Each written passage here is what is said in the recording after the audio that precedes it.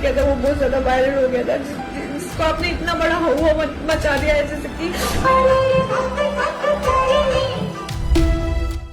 ভারতের এমএস বিশ্ববিদ্যালয়ের ভাদোদারাতে চলছিল সাংস্কৃতিক উৎসব।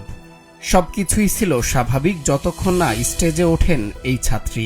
আর যখন স্টেজে উঠে নাচ পরিবেশন শুরু করলেন, তা জন্ম নিল আলোচনা সমালোচনার।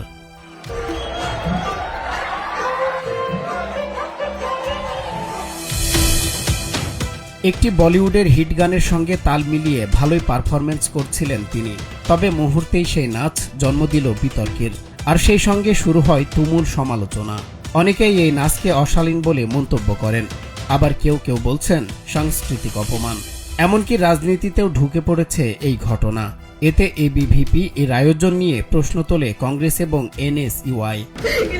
मेंटल हेल्थ के बारे में बिल्कुल नहीं सोचा।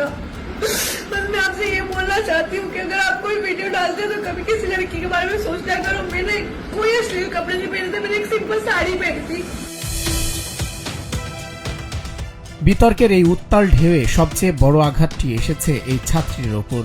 কান্নাভেজা চোখে তিনি জানিয়েছেন, তার অনুমতি ছাড়াই ভিডিওটি ধারণ ও প্রচার করা হয়েছে। রাজনীতির নোংরা খেলায় তাকে গুটি হিসেবে ব্যবহার করা হয়েছে বলেও তার আক্ষেপ। वीडियो डालने से पहले मैं उनसे परमिशन ली कि मेरा पर्सनल वीडियो क्यों डालना चाह रहे हैं। आपने सिर्फ दूसरी पार्टी को, उन लोगों को टारगेट करने के लिए एक लड़की का सहारा लिया। आप लोगों को इस चीज से कोई मतलब नहीं है, ठीक है ना। এই ঘটনাটি এখন কেবল একটি নাচের ভিডিওতেই সীমাবদ্ধ নেই, বরং এটি প্রশ্ন তুলেছে ডিজিটাল নিরাপত্তা এবং একজন শিক্ষার্থীর ব্যক্তিগত গোপনীয়তাকে নিয়ে। জনসমক্ষে আসা একটি পারফরমেন্স কিভাবে ব্যক্তিগত আক্রমণ এবং ট্রলের হাতিয়ার হয়ে ওঠে তা নতুন করে ভাবিয়ে তুলেছে সবাইকে।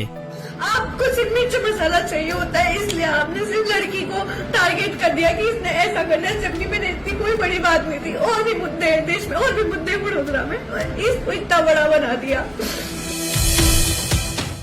এটা কি শিল্পীর সৃজনশীলতা, স্বাধীনতা, নাকি সত্যি এখানে সংস্কৃতির সীমারেখা লঙ্ঘন করা হয়েছে?